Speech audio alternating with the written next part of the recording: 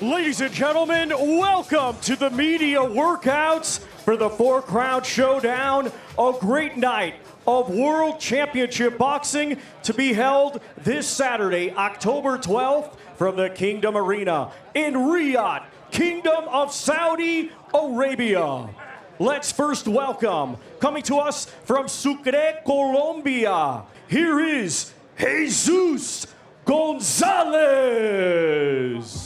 I mean, Jesus, you are fighting on the undercard of one of the biggest fights we've seen. I mean, what about all of this? How did you find that? So he's over the moon. He's really very happy. He thank you all because everybody is treating him very, very nice.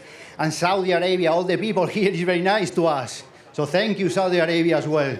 Making his professional boxing debut this Saturday, here is mighty Mohammed Alakel.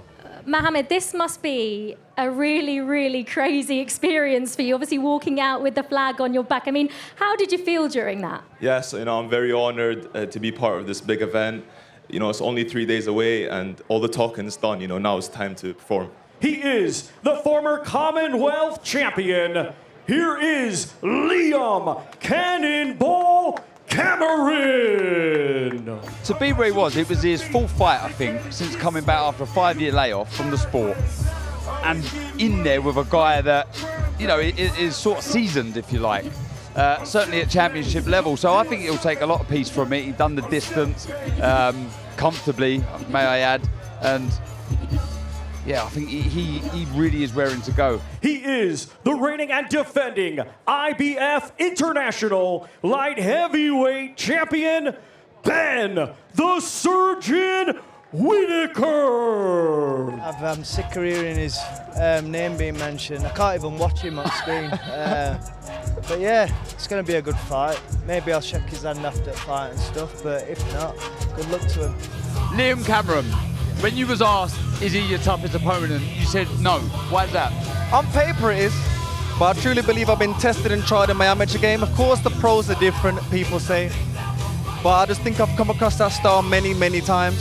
She is the current women's WBC International Featherweight Champion, the Omen, Raven Chapman. Really relishing being here on this massive stage, and as Barry said, there's more to Raven Chapman than a steam forward come at your sort of fighter. She's intelligent, she knows how to fight, and she is fired up, she's busy, and she's got the style to really cause Sky Nicholson trouble. She is the reigning and defending women's WBC Featherweight Champion of the World, future undisputed Sky Nicholson. Sky Nicholson's little workout coming towards the end, and look, perfect, isn't it? Perfect, as is Raven Chapman. That's why it is such a good matchup. And look, she's beaten some good girls there. I mean, the one I think stands out is probably Sarah Mahfoud. That was a good performance. Lucy Wildheart came to fight, but she's not even been hit in her fight, if I have to be honest with you. Raven didn't say it, but she said it. She said, "Look, people think I'm having a good feat, and people try and come to fight me. They can't escape me." Camille Sharameto. Your last fight ended in a draw. What did you learn about yourself from that fight? Never give up and fight till the end. Chris Eubank Jr.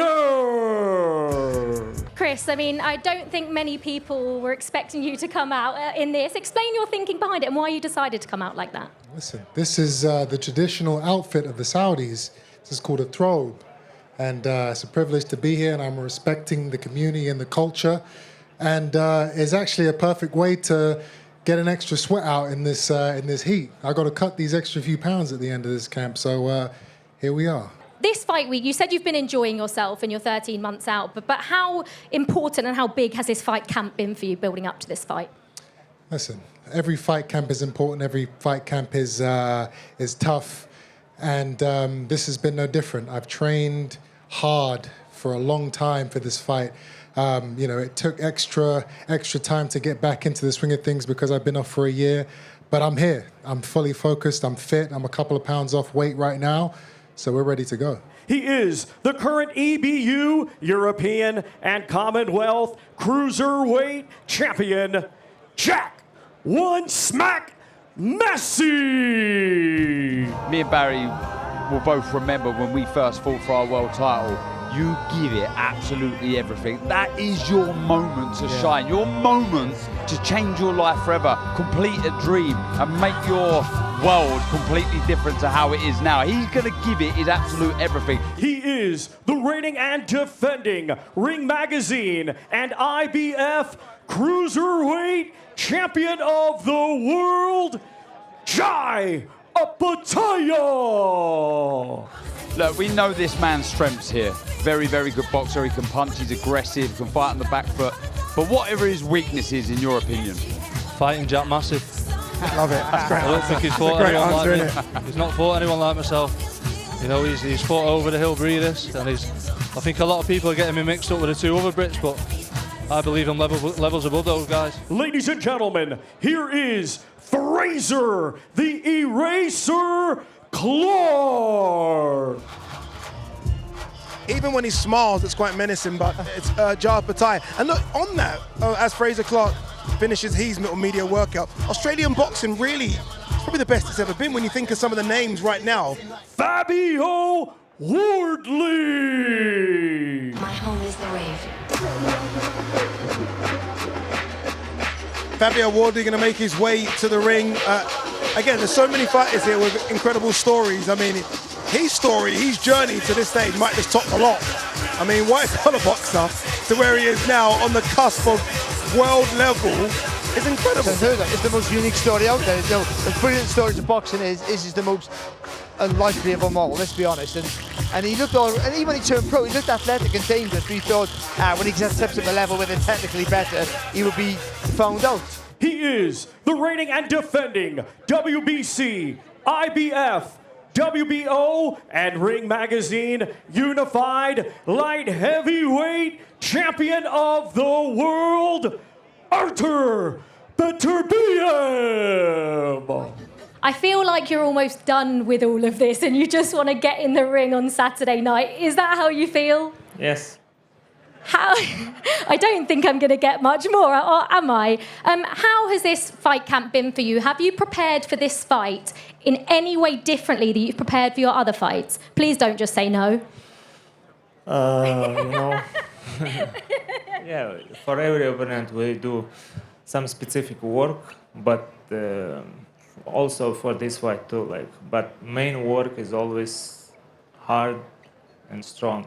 WBA and IBO Light Heavyweight Champion of the World, Dmitry Bivol. I asked Artur this as well. Obviously, it's an undisputed fight. Have you prepared any differently in this fight camp than you would previously for your previous fights?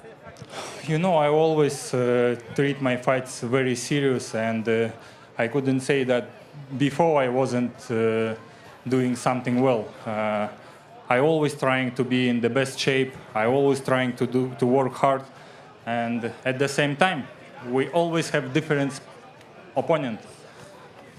Do your feelings and emotions change from yesterday, today, tomorrow, Friday, and then Saturday? The closer we get to fight night, how do those emotions change for you? Emotion, you want to eat more and more and more because you are doing your weight. And of course, mentally, you are getting more ready, more focused.